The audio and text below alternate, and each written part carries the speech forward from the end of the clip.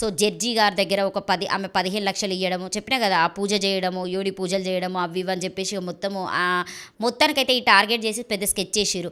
So వీడు ఏం చేస్తారంటే యోని పూజ, ఆ పూజ, ఈ పూజ, ఏదో పూజ అని చెప్పేసి ఆమెకు దగ్గర 15 లక్షలు తీసుకుంటే, ఆ 15 లక్షలకి వెళ్ళి 5 లక్షలు ఈ ప్రొడ్యూసర్ తీసుకొని 10 లక్షలు సో వీడి అకౌంట్కి వెళ్ళింది. ఎవడు ఈ శ్రీనివాస్, అల్లూరి శ్రీనివాస్, ఎల్లూరి శ్రీనివాస్, ఏదో సీనన్న, మన అఘోరి మాత సీనన్న అని చెప్దాము.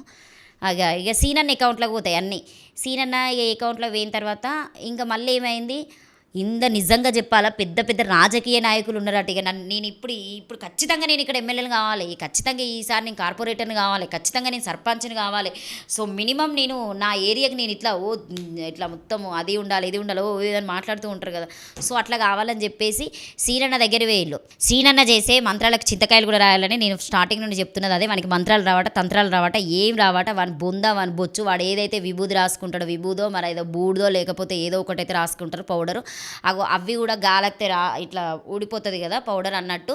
వాడు మంత్రాలకు కనీసం అవి కూడా రాలేయని చెప్పేసి ఊడయని చెప్పేసి మాట్లాడుకోవచ్చు. ఇక ఇంకొక